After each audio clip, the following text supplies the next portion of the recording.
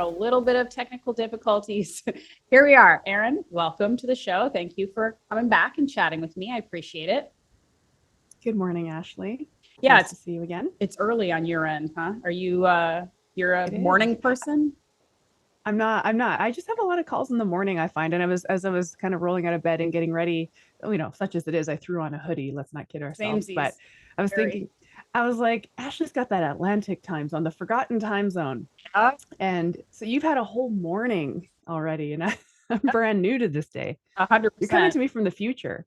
Correct. And having a kid means that I'm awake early regardless. So I've lived many lifetimes. It's mid morning here, but I am very awake.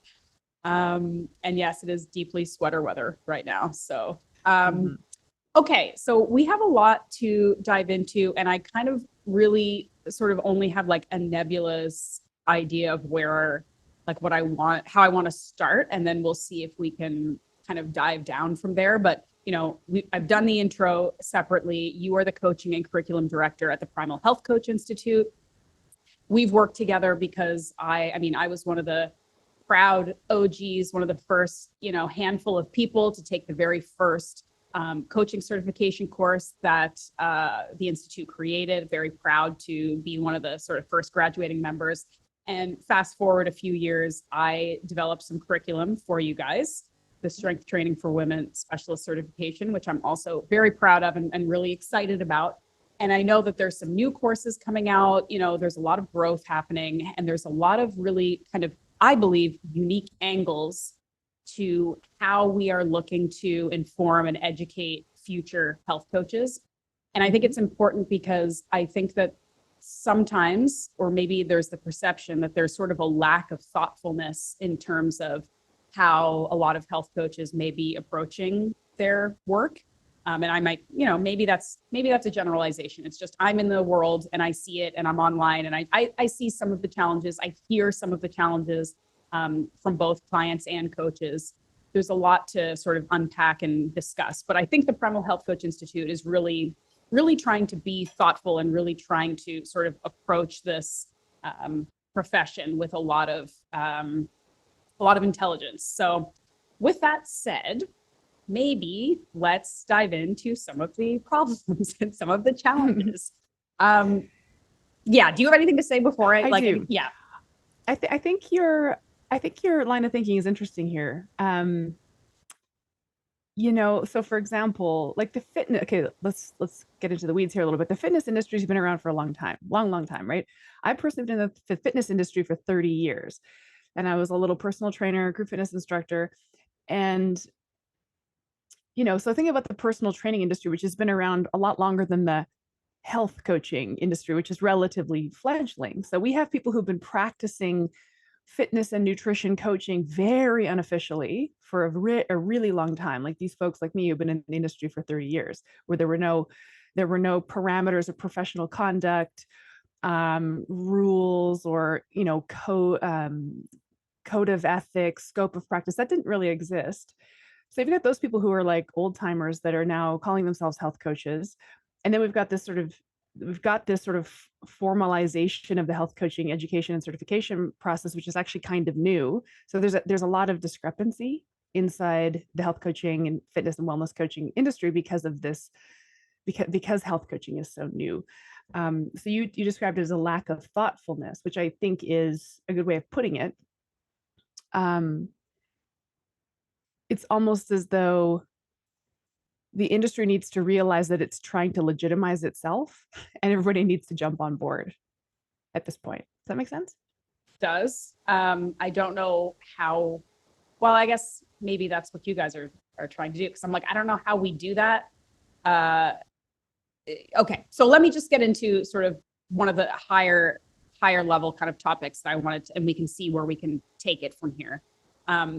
One of the things that I think Primal Health Coach, the courses the Institute does really well, is have conversations about scope and boundaries and what is appropriate and not, and what is within the sort of legal, moral, ethical boundaries of a health coach in terms of their relationship with a client. So that's some of the self-legitimizing, right? Because the more we can kind of police ourselves, for lack of a better term, the better reputation I think that we can all kind of aspire to and have, right?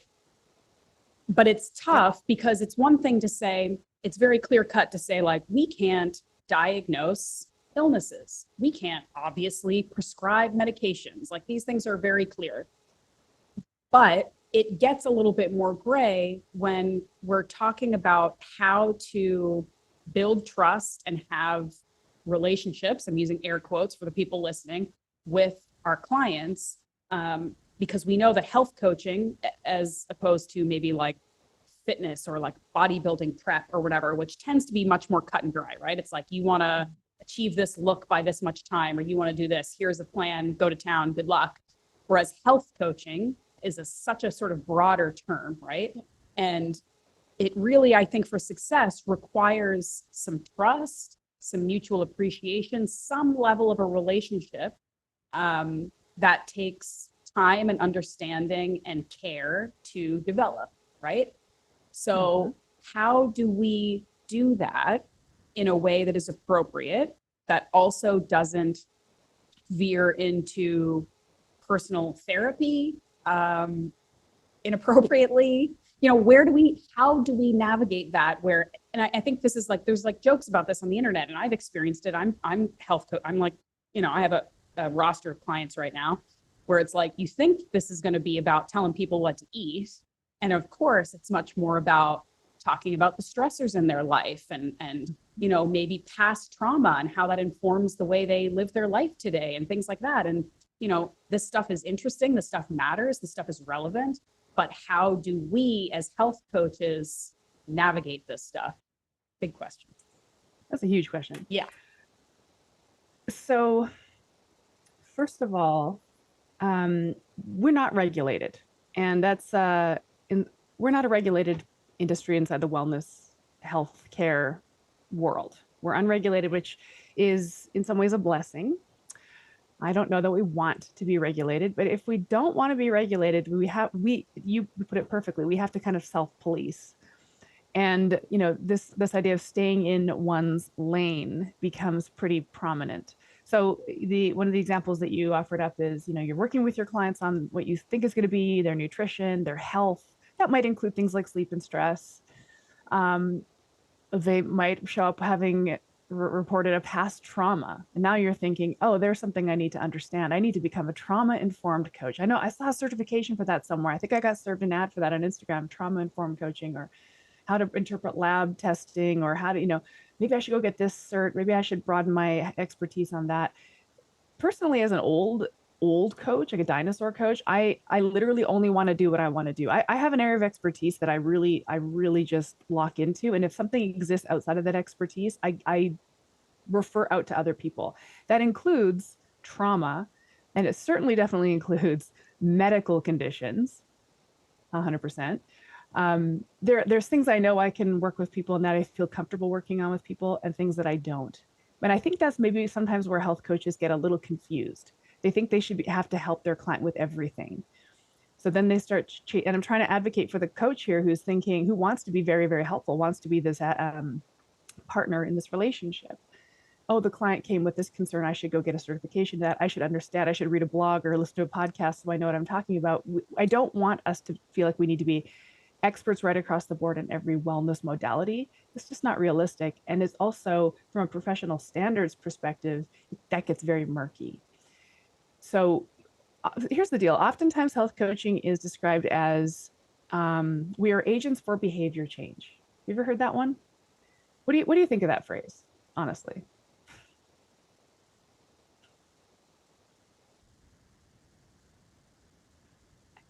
I can't hear you at all. Sorry. I was leaning back. It's more comfortable. I'm in the light right now. I think it's accurate, or potentially accurate. And it really is, I think, a guiding force for what I am trying to do with my clients. They are coming to me with obstacles that are usually, you know, self-inflicted behaviors that are not serving them, and we're trying to change them. So I do think that there's a lot of merit to that description. Yeah. I don't mind it, but I also feel like it's vague. you know, I'm an agent for behavior change. My clients do come to me, for example, and yours probably do too, knowing they need to change their behaviors, but they need to change their behaviors in order to achieve an outcome. So we are also driving toward outcomes. And this is a winding path to get the outcome. I mean, we talk about outcome goals versus process goals, right? The outcome goals, I think, at the top of the staircase, and the process goals are all these little tiny moves we make to get to the top of the staircase, the little steps. And some of those aren't going to be ours. Some of those steps are going to be somebody else's, in somebody else's realm. I need you to go see the doctor for this. Have you explored counseling or therapy for that? I'm going to help you with these things. So we're not an agent for every behavior change. We are an agent for the behavior changes that we have the expertise in. I feel like this is where we're talking about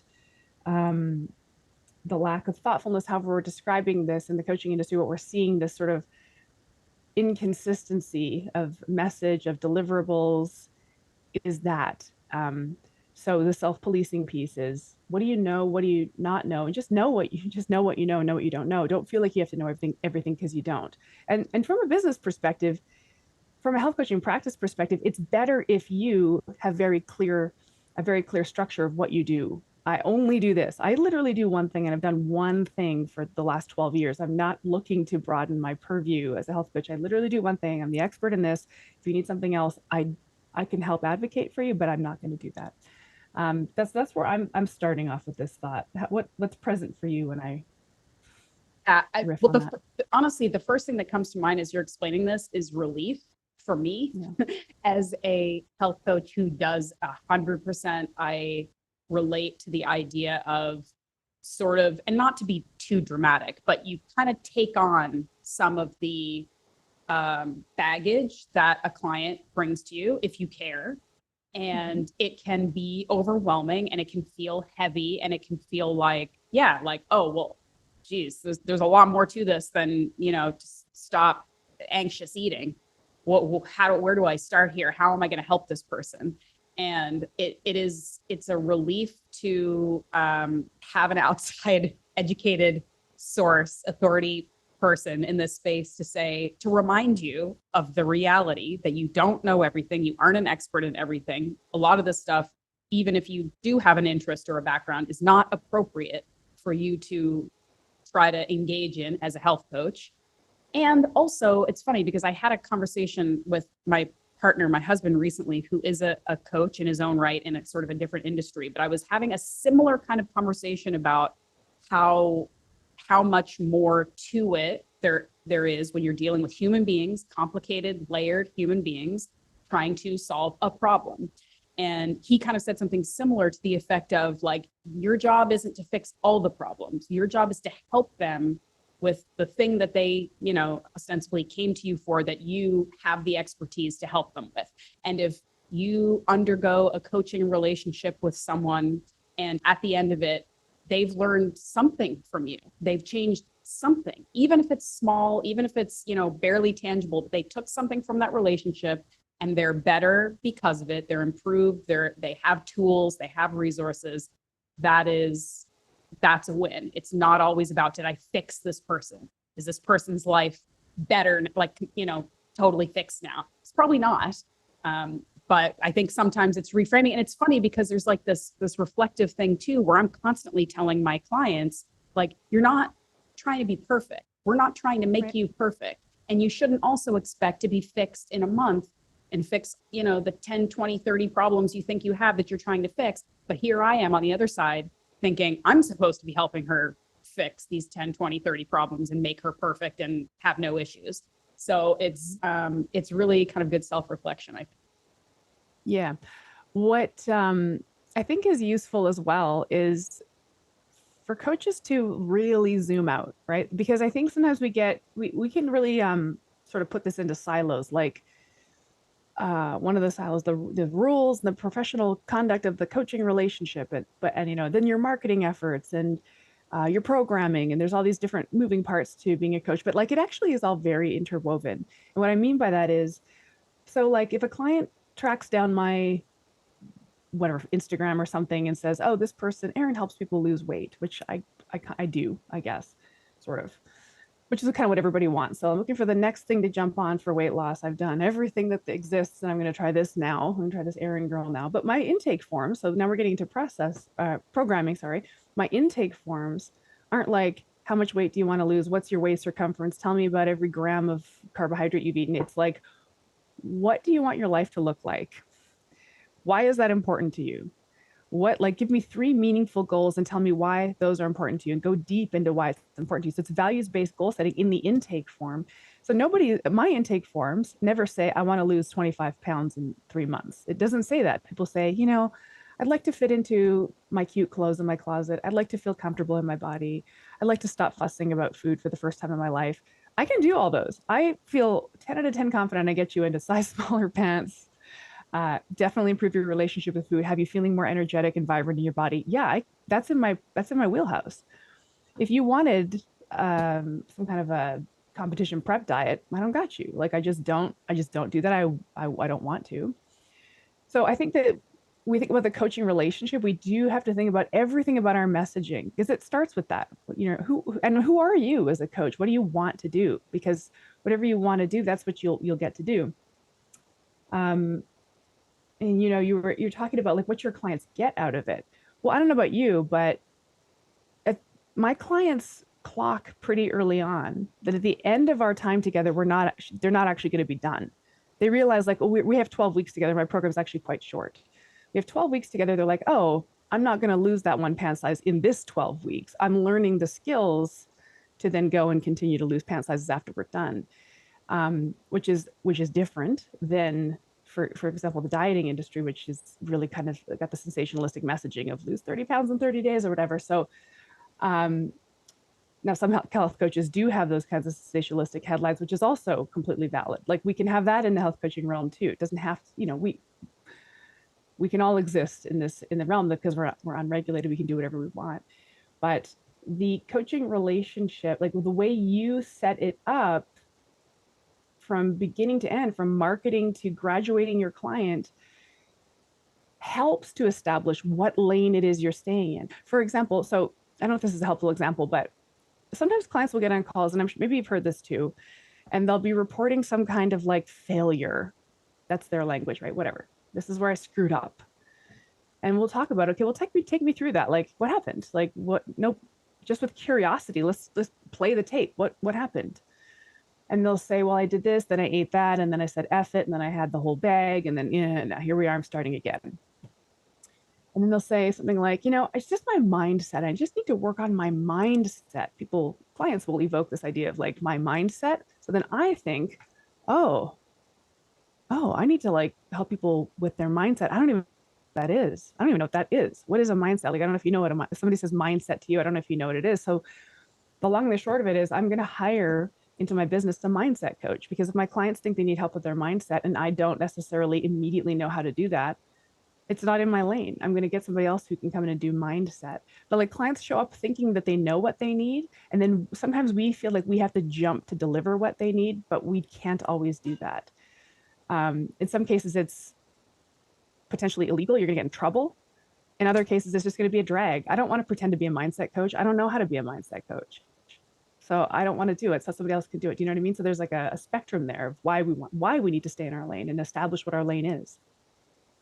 Mindset thing is interesting because, again, I think that's another probably very unregulated world. But I would consider a lot of what I do mindset related. And again, if I spent some time and just kind of sat with this, like, what do I think mindset is?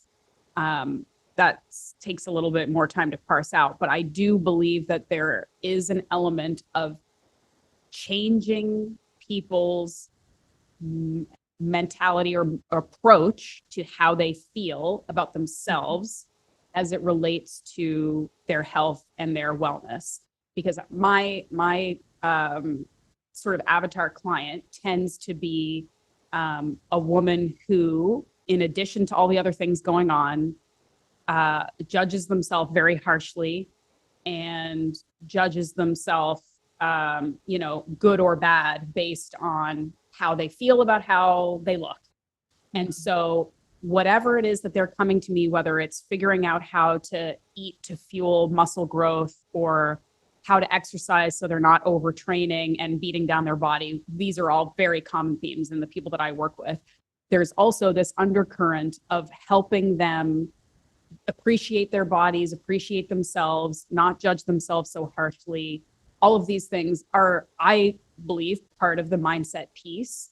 And whether we talk about it or not, I usually consider that one of the like biggest wins when I have clients who I do a lot of like in-person kind of check-ins and chats, and they're telling me that they, you know, I don't look different in the mirror, but I went on a hike the other day and I kept up with my kids and I felt so strong and I felt so good about myself. That to me is some mindset shifting, because it's like reprioritization, it's like realizing that this other stuff is actually really important and this is like what their life is. It's not just about agonizing over what they look like. So I think that the mindset piece, so I guess to come around full circle, I think that it can be a very important part of coaching, because this cyclical thing that we have in the wellness industry, or the health coaching or the fitness industry, where you can be effective for a little bit of time, and then when they go off on their own, because nothing has really changed in their mind, they've just learned a pattern that they could keep up when someone was watching them and they were paying them to watch them. They go back to their old ways. So I guess I want to bring it back to you. If you have this coaching arrangement that's 12 weeks, right? So what happens at the end of the 12 weeks to hopefully prepare them for continuing on and doing it themselves? And is there ever a time when maybe at the 12 weeks, they are just not ready to do it on their own? And do you continue? How does that work? Mm-hmm. Yeah, I love this kind of conversation, because this goes back to what I was kind of trying to say inarticulately a moment ago, which is like, I geek out on programming a lot, like health coaching programming. And like at our school, I teach a couple live courses, and one of them is an advanced coaching course, which teaches you how to, hit all the benchmarks of a coaching conversation, a coaching relationship, to this very high educational standard that is this board approved, coaching education standard. That's the coaching relationship.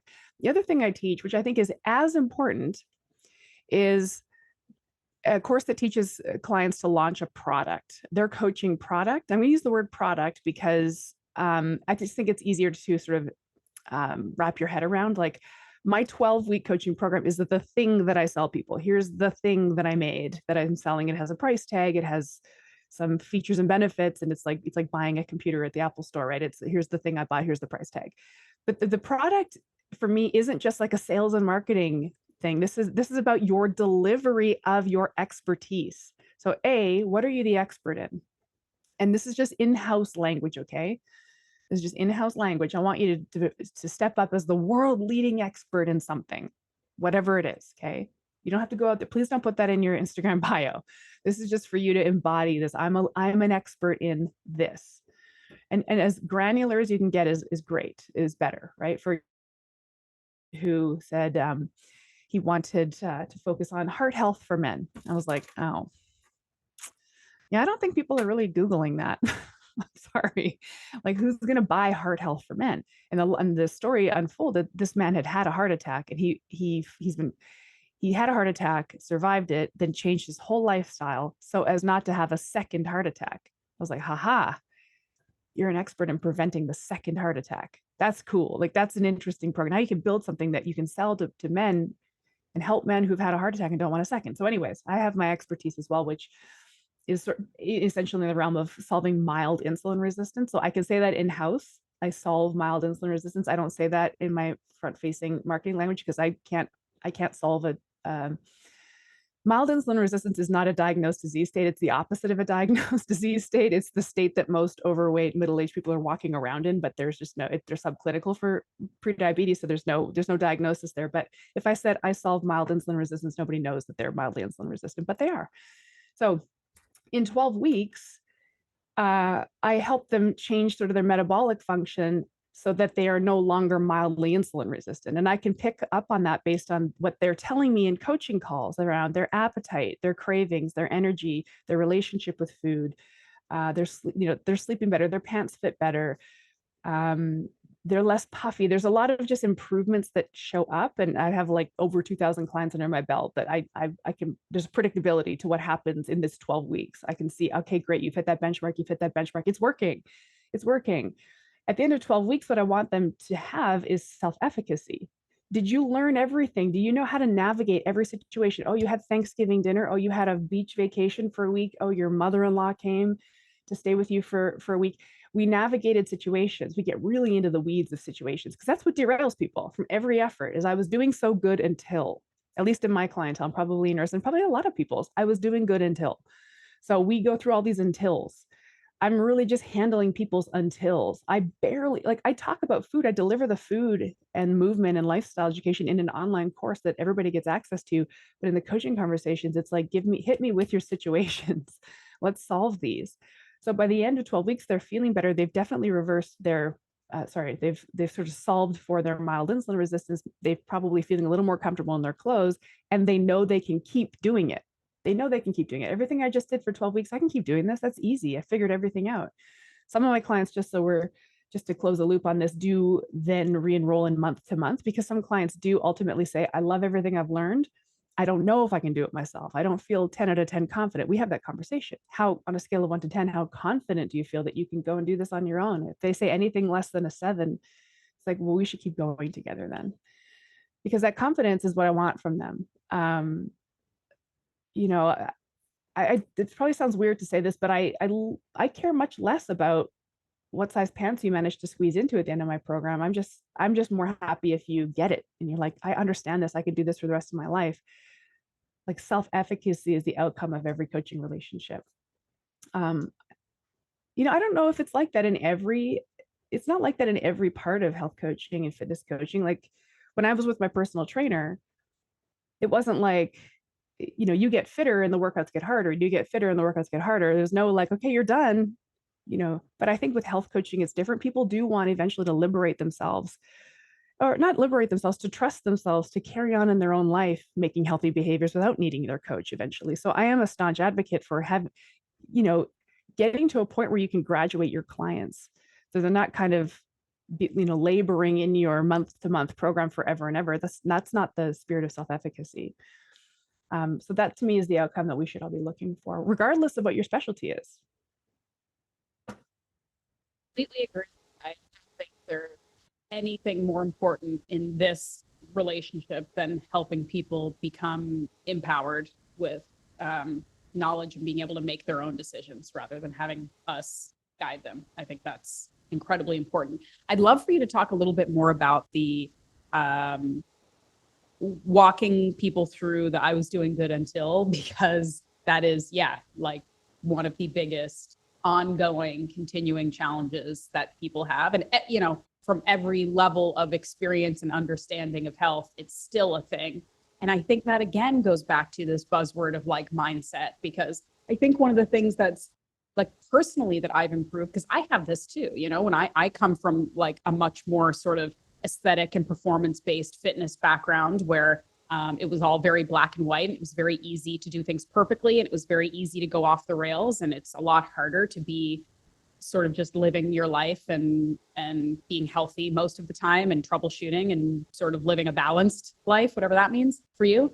And I think that I've gotten a lot better with that personally, from just literally being alive longer, being older, changing priorities, mostly changing priorities, honestly. And so there's like the freedom that comes from like, I just don't care about being perfect anymore. And I don't care about looking perfect anymore, because I just have other things to worry about personally for me. But that can't always be the answer for your client. And it's easy to say, but it's not necessarily helpful for people to just be like, just stop worrying about that thing you're worrying about, because it's like not as important as other stuff. So like, just get over it and get over yourself. So how do we work through this when that is such a common recurring obstacle for people, that any aberration to their schedule or any slip up can throw people completely off their tracks? What do we do? Oh man. Well, here we go. I'm just going to solve it for everybody right Please. here, but no, no. When you get on a discovery call with a client, I literally hear this every time, every discovery call. Because, well, I ask this question. I say, tell me what you've tried before, and tell me what, if any of those, which of any of them worked, or which ones you liked. And they'll say, I always get the same ones. Optavia. Everyone's done that one. I have no idea what that Um, is. I know, me neither. I had to ask. It's one of these, shakes and very low calories, basically, kind of thing. I think there's some supplements in there too. Optavia, they've tried HCG, they've tried Weight Watchers, they've tried keto, they've tried intermittent fasting, they've tried, the personal trainer gave me a meal plan. They've tried all these things, whether it's some kind of licensed program, Optavia trademark or whatever, or it's some PT meal plan or whatever the flavor of the month, keto, IF, whatever it might be. And everybody will say, I hated that one. And they'll tell me why they hated it. I didn't like that one because in my world, because again, this goes to your messaging. So people I run into, they'll say, I hated that one because I don't like tracking my food, because they know I don't like tracking food. So they've come to me because they're like, this girl hates tracking food and will refuse to do it. So yay. They'll say, I liked this one, but it wasn't sustainable. I like that one. I lost weight, but it wasn't sustainable. The clients will always say, this wasn't sustainable. And I think there's such an interesting turn of phrase, because it's like, was the program unsustainable, or did nobody teach you how to sustain it? You were not taught to sustain it. Maybe any one of those might have worked if you had sustained it. I hate to say this, but I kind of believe that's true. Like almost anything could work if you just kept doing it. But first of all, there's a lot to that. It's like, do you want to keep doing it? Like, do you want to keep measuring your food or drinking dumb shakes and eat weird packaged foods the rest of your life? No. So that's not a good fit. But if you found an eating strategy or a workout strategy or lifestyle strategy that you liked, but it wasn't sustainable, that's because you didn't have help sustaining it. So then I tell people, well, that's what I do. I'm going to help you sustain it.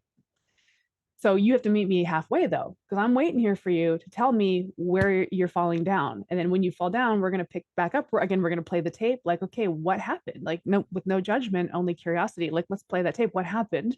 Because that's going to happen again. You're going to go on vacation again. Christmas is going to come around next year again. Birthday cake is always going to happen. Like, what was it?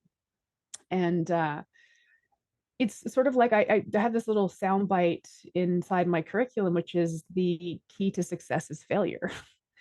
Like, you've got to show up with your struggles. I honestly think that's what health coaches spend most of their time doing. I barely talk about food, even though I'm a very food oriented health coach. I don't do supplements or training in my program. It's just food and some lifestyle. And it's like, we're barely going to talk about it. That's the easy part, quite frankly. That's the easy part. The hard part is these situations. So come to me ideally before they happen. This was how I orchestrate my coaching relationships. And the way I'm doing coaching now is a little bit different. I don't do one-on-ones anymore. But even when I did, it was like, okay, it's Tuesday. What happened last weekend? What's coming up next weekend? Or what's coming up for you? What do we have to figure out how to preemptively navigate? And then we do the little posthumous what happened last week that we need to talk through. And we just have these conversations and literally march them on the calendar through all the situations they come up with. Long day at work, whole day spent on an airplane, whatever, anything at all that can come up. I feel like that's the role of the coach. And that's what makes a program sustainable, is having a partner to help you sustain it. And so again, I'm the expert in one thing, the one thing that you wanted help with. That's why you found me and wanted to work with me. And I'm going to help you sustain this one thing. If you decide you want to become a bodybuilder, that's a different thing. So we're going to have to go find somebody else to do that, and they'll help you sustain, or whatever that would be. That's a terrible example, but we have to hook into our expertise, and then our job is to help with the sustainability piece. Like finding a plan for people that is sustainable, in that they can sustain it, they can keep doing it forever. It becomes just what they do instead of a 3-week plan to get to a end goal, right? It often seems like the way to make it sustainable is to allow more flexibility than people think they want, right? Everyone thinks they want to be super strict and perfect and do things really hard because that's exciting and gives them purpose. And maybe because it feels harder, it feels more productive, right? And so it seems to me a lot of times in my work, it's inevitably this almost like mourning phase where people feel like we have to get over the idea that they feel like they're settling or giving up, or like, I can't do it to this level, so I'm just going to do it to this level instead. And it's not as good, but like, that's what I can do, you know? And that's kind of tough. And I really try to, and I think some of it just comes from lived experience, you know, and when they realize that they can get maybe 95% of whatever their initial goal was by actually not working so hard. And that's a great revelation. And that can be really, really helpful and life changing for a lot of people. But there is this sort of period where people are like, but shouldn't this be harder? And shouldn't I never mess up?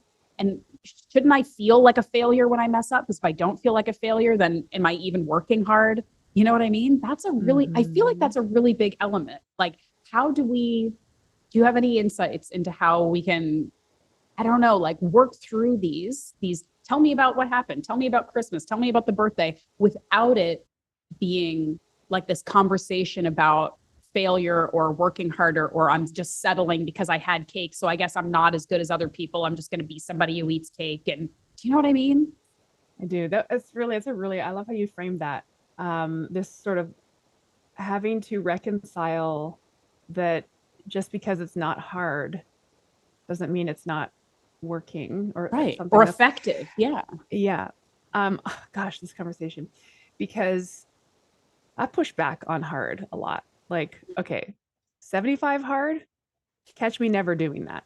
Catch me never doing that. We literally did a podcast about this the other day, like a couple weeks ago. And I was like, I will do my own and it will be called like 75 moderately challenging and fun. Like 75 hard is so ridiculous. And also, this is going down a different rabbit hole and I don't want you to lose your train of thought, but like I was literally having a conversation with another woman in the fitness wellness industry who was talking about how there's like really some inherent sexism in a lot of this stuff.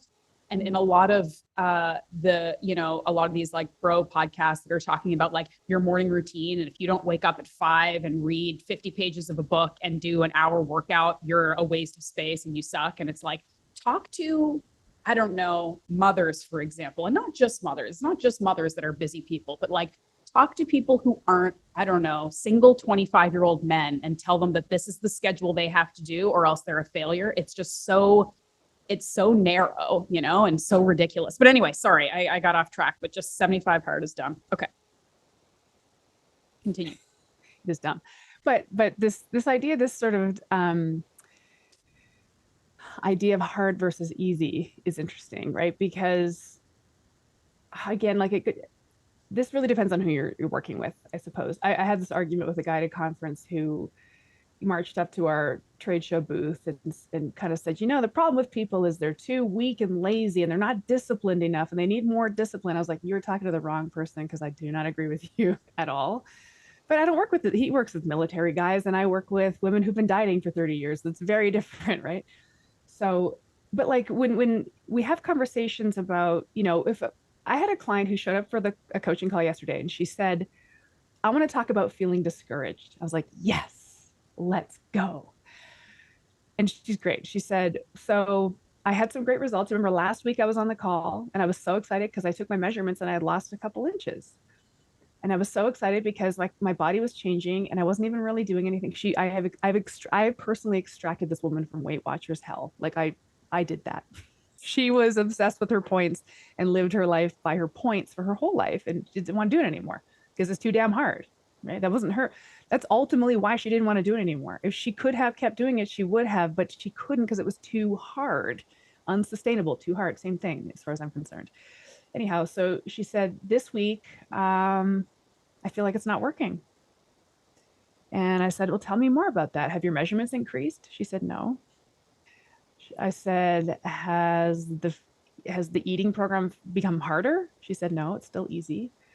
And I said, so then why do you think you're feeling discouraged? And she said, because she had to think about it for a while because nobody really necessarily has this knowledge in the front of their mind. So we have to encourage these conversations. She said, because I've been trained that if you are a good little dieter, you lose 1 to 2 pounds per week.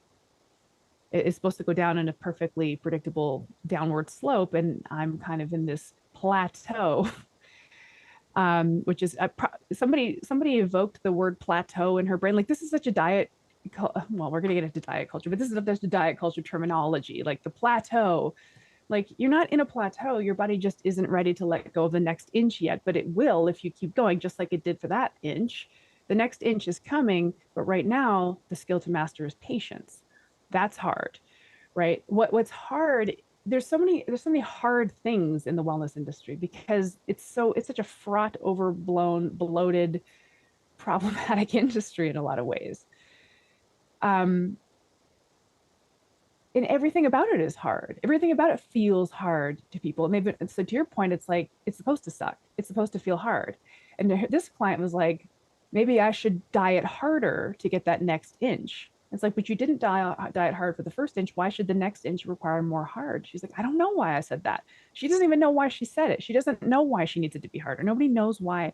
We've really been programmed into this. It has to suck or it's not working point of view. Now, listen, some coaches, again, they play in that world. They're like, I am hardcore discipline, suffer, grind, cold plunge. Coach, I just threw cold plunges in there because I also hate those, but they're fine, whatever. But anyway, I don't want to necessarily paint the entire health coaching industry with a brush that everybody has to use these kid gloves with their clients because that might not be your point of view as a health coach. But I'm reading this book right now. It's a diet book called You Can't Screw This Up. It's a great book. And this guy's point of view is exactly mine. He's like, the reason why people fail is because everything's too hard. And if we can make it easy, then they'll succeed. And I actually think that's really true. And like you think about the habit books, right? The two big habit books. What are the two big habit books? Well, Atomic Habits. Atomic Habits is great habit change for disciplined people. But I don't know those people. Tiny Habits by BJ Fogg, if you've read that one, that's a great habit change book for regular people. It's like break the habit down into the tiniest thing. You want to floss your teeth, floss one tooth until you get the second tooth, right? I love that. I think that's more people. This easy versus hard, this is I think it's in our wheelhouse as coaches. It's not in every coach's wheelhouse. And we could talk more generally about what is in the general coaching wheelhouse. But for us, I think this conversation around hard versus easy is pretty prominent in our practices, probably. Yeah, to your point, it's like we have to make it easy, but we also have to encourage our clients to welcome ease into their life. That's the other thing, because I think you sort of touched on, and I'm sure this isn't really news. It's just when it's articulated in a new way, it's like lights up something in my brain. Like the biggest challenge, the biggest obstacle to overcoming like health and wellness goals is we want to do something hard to feel like we're accomplishing something, but we can't do something hard forever. And so we can't do this behavior change that now becomes our life that helps us live a vibrant, healthy life forever if it's too hard. But if it's not hard enough, we don't think it's doing anything and we don't change and we don't stick to it. So it's like this weird friction where it's like that's why people keep signing up for these 75 hard, for these things that are on purpose made so that you cannot sustain them because they're too hard.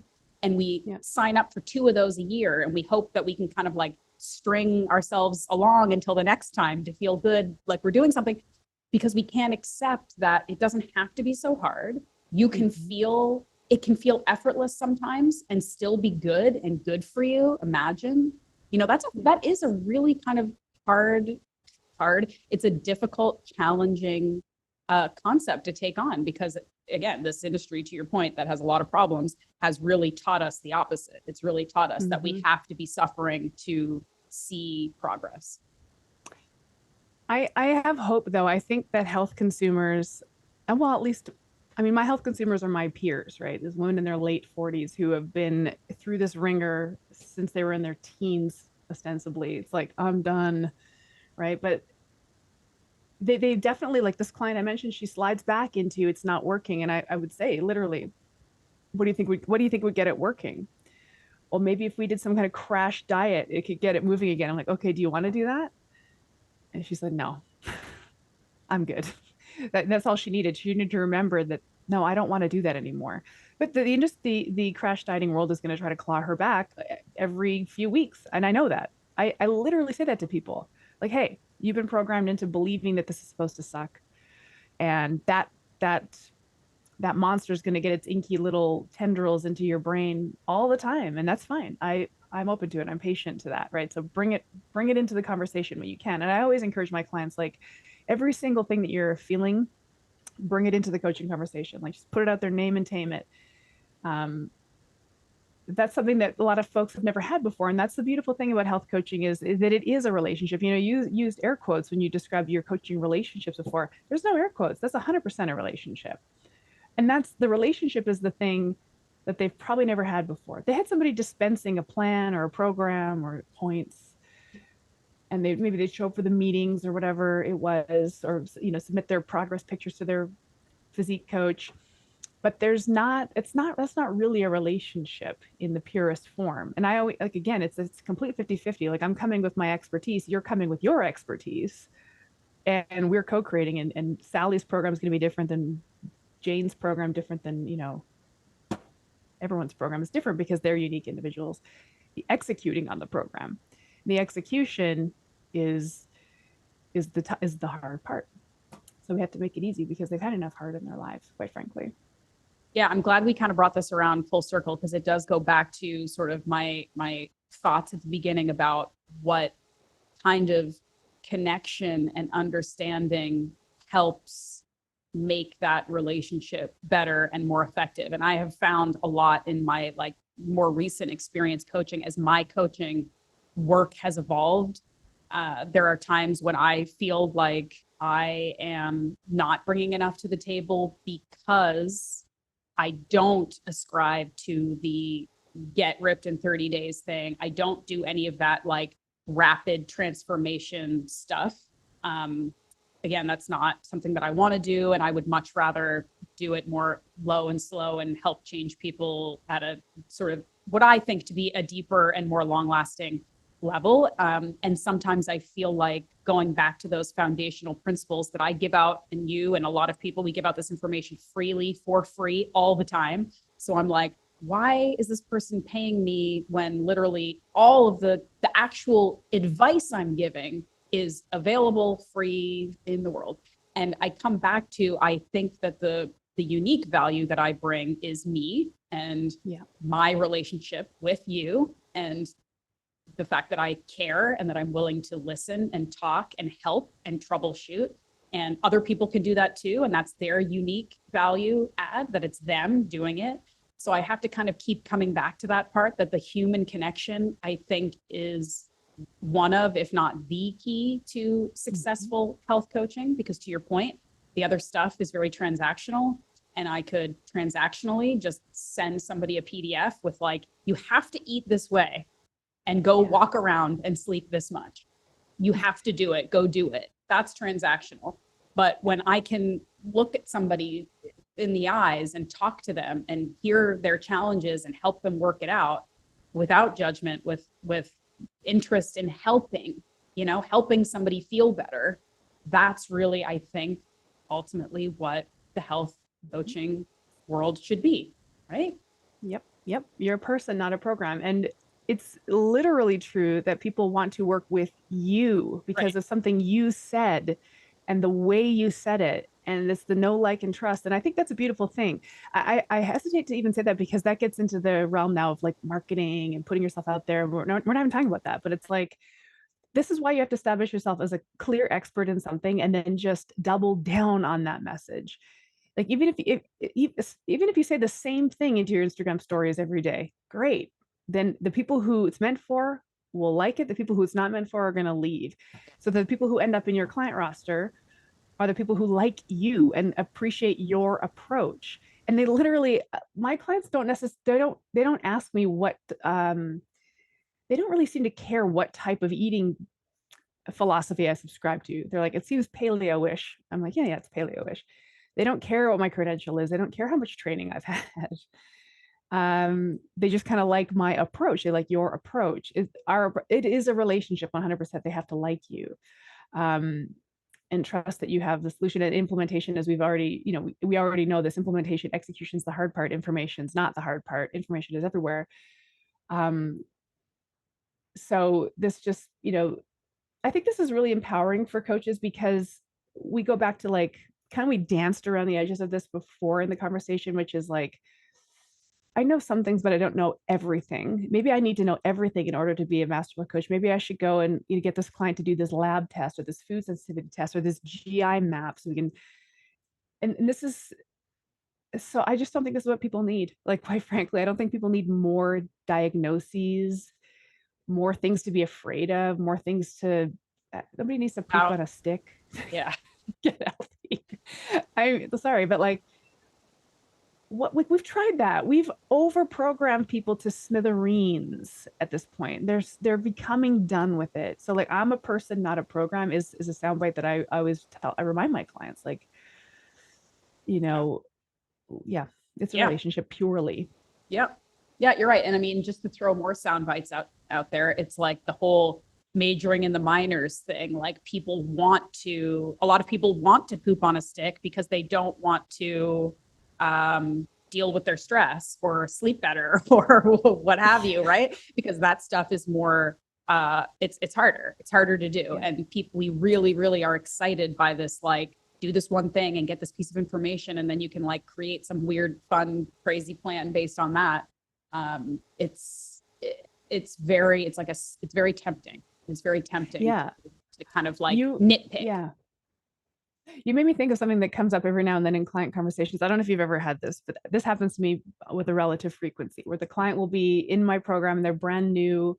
They've been at it for a few days, and they get on the call and they'll say, I'm having headaches. I'm having a headache, or having some kind of symptom, or I'm having like gut irritation.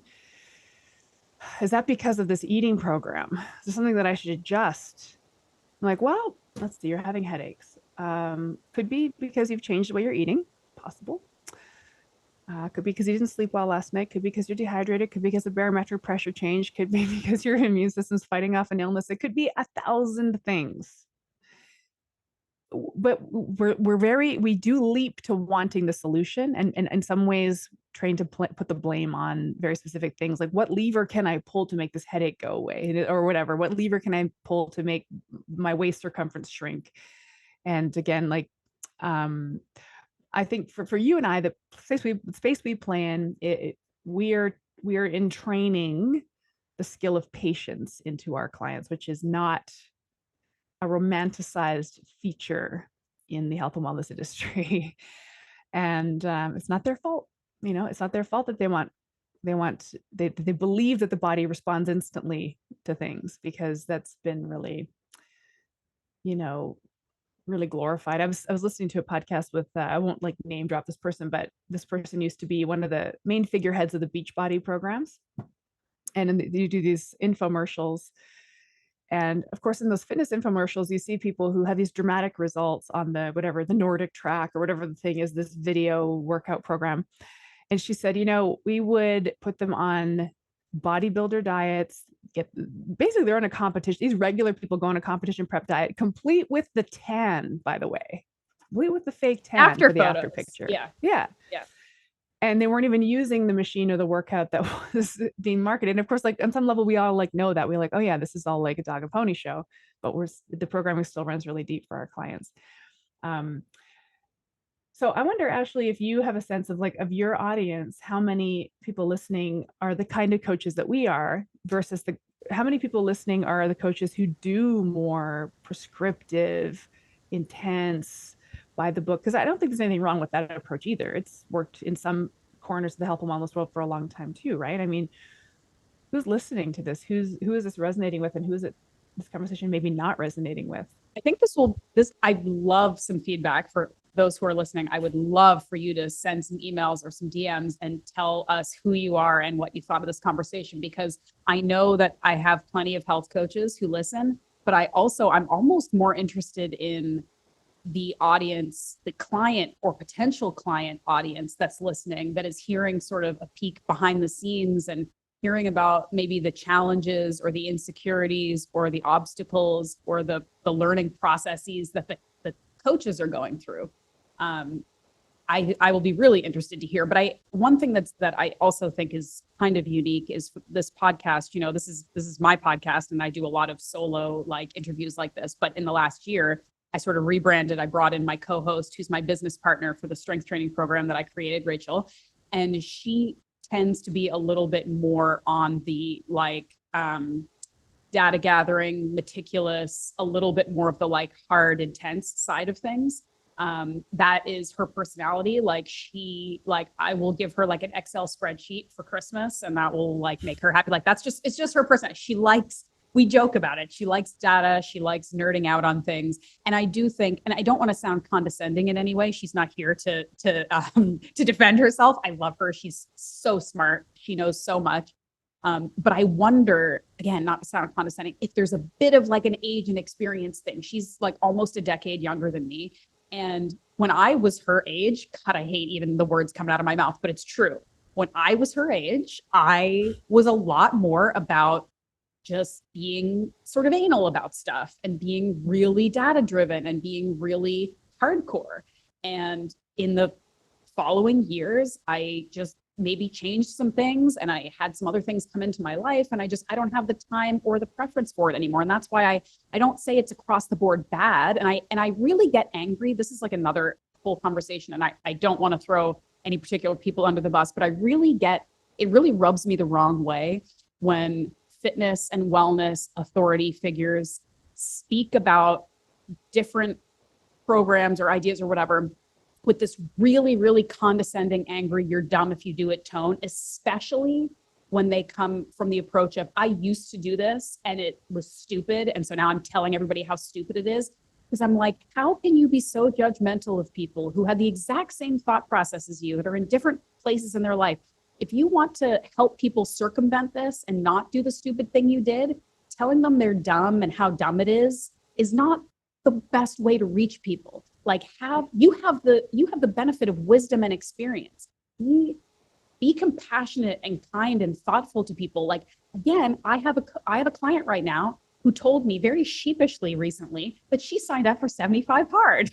And she downloaded the app and everything. She's like, I listened to your podcast about it, but I really wanted to try it, but I'm taking it and I'm doing what I want with it. I'm not doing it 100%. I'm using it as a tracking tool. And I found it really useful. And I'm like, that's amazing. You know, I did say 75 Hard is dumb earlier, but it upsets me when people try to teach from a place of, again, condescension and judgment, because it just isn't effective. Like we've all shown through all of the media and our own personal experiences that hatred and putting yourself down or other people down or making people feel small or stupid doesn't ever fix anything.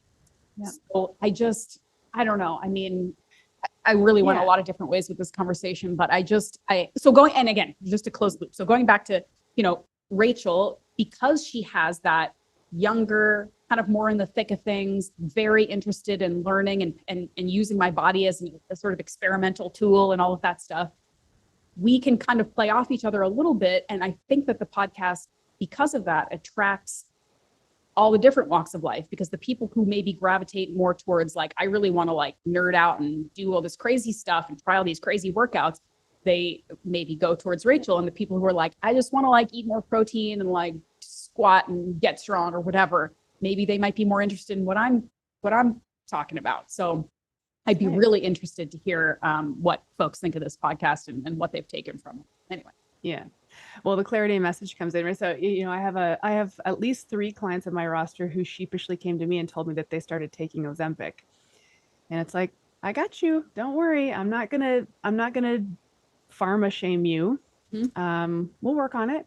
But what's interesting, I had a reel that went a little quasi-viral on Instagram, and it was me speaking to my audience, which is what we do in our marketing efforts. It's like, I have this clear point of view. I just want my people to remember what it is. But unfortunately, the algorithm picked it up and sent it to a lot of people who it wasn't meant for. Mm. And it became very clear to me, oh, you're not my people. Oh, you're still out there. Which I think is interesting. Like the people who came into my comments and were, arguing with my point of view, because the point of view in the reel was, you don't have to track your food. You don't have to do it if you don't want to do it. You don't like doing it. You don't have to do it. and people came in and said, people do have to do it. We have an obesity epidemic. People do have to do it if they want to know how much they're eating. They have to do it if they want to lose weight. They have to do it if they want to. These people believe fully that they're fully in that stage of life where it's like, I track data. That's what I want to know. It's like, oh, I'm so sorry that Zuckerberg showed this to you. It wasn't for you. And that's okay. Right. So we have to be open-minded to a rising tide lifts all boats. Everybody out there deserves to have a coach that's got them. But as the coach, just do what you do. And you don't have to feel like you have to do everything. You do that one thing. The people who come to you, they come to you because the one thing you do, my clients, the one thing I do, the clear message you've put out, the kind of person we are, it plays a big factor because it is a partnership. It's a relationship and they have to like you and they have to trust you. It's an enormous part of that, of this relationship.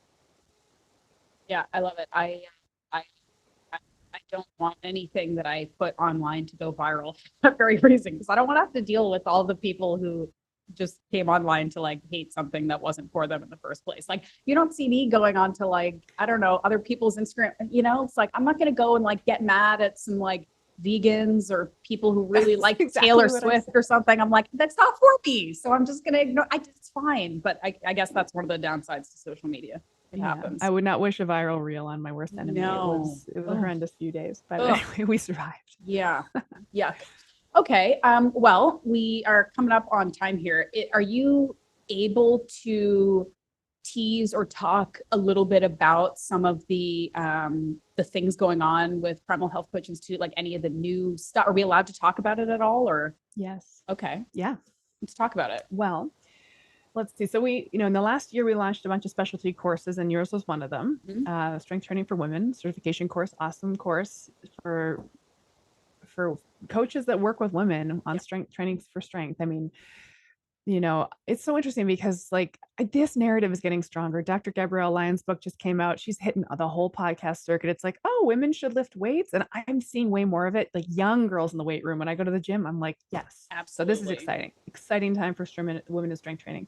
Mm-hmm. We have functional therapeutic diets course. We have a human intestinal microbiome course written by Dr. William Davis, which is like college level. Like I literally, when we were editing this course, I said, I want to give this course to every doctor and like nurse practitioner because it's so in depth on the human intestinal microbiome.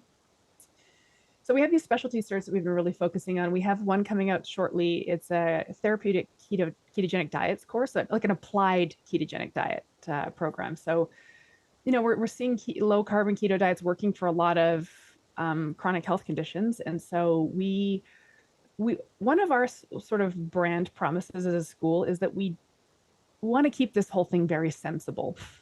Like, and as the curriculum director, I double down on it. Let's create a course that is sensible, well-rounded, well-researched, isn't some kind of sensationalistic keto stuff. So we got Chris Irvin to write the course. The man is a academic writer. He knows his stuff about ketogenic diets. It's a great course. It's insanely thorough. Later on in 2024, we're launching a course around the concept of symptomatology, which we didn't necessarily get into today, but symptomatology is basically clients come to us and patients go to doctors, and people enter the wellness and health care world because they don't feel good. They don't feel the way they want to feel. And ultimately those are symptoms.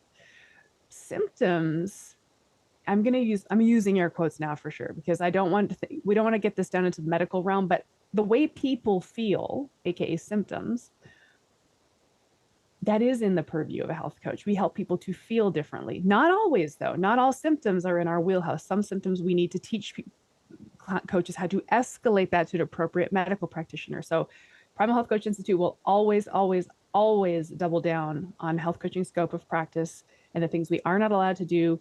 We're training our coaches how to know not to do those things. Right. So the symptomatology course will be interesting, helping our clients clock what they're feeling and how they can feel better, and also training the coaches to know when to escalate out to medical practitioners, which is really interesting. So, and then from that end, we have a course coming out with Dr. Ken Berry that is about appropriate use of lab testing. Health coaches are not sending their clients for lab tests, but since there are so many schools and unfortunately so many coaches that are just ordering labs for their clients, we had to step in and say, okay, no, you can't do that. Here's how to appropriately utilize the lab testing in a health and wellness program. This should all be facilitated through a doctor. And here are the tests that you would maybe encourage your client to request from the doctor, from the lab requisition company. So those are the 3 we have coming out in the next little while. We got a lot on the go, that's for sure. Very exciting. And the lab test one is interesting too. And I don't want to say like this will help you decide to discourage your clients from taking tests necessarily, but I like the idea that the education is there for coaches, even just so they have a basic foundational knowledge of like what all, because your clients oftentimes, it happens to me, will come to you and be like, okay, so should I do this test, that test, this test? I heard someone say on the internet that this test was really good. And like, often I will be overwhelmed. I'm like, I don't know what this test is. Like, that's not my thing. And I don't know. So I don't want to say yes or no or whatever. So these courses will be really helpful. But and to the thread that we've kind of been talking about this whole time about knowing what your expertise is and being really confident in it and being able to really speak from that place. That's why these courses are important, because when you find out what your niche is or what you want it to be or what you're really interested in, I mean, you guys are creating opportunities for people to become experts and to become really knowledgeable in these areas from a reasonable, I don't know, I guess the word holistic, but like overall approach to health, right? Like it never is so granular that you kind of lose the forest for the trees sort of thing, which is what I really like about Primal Health Coach Institute, is that it always goes back to, these are like the real life application, reasonable, every day.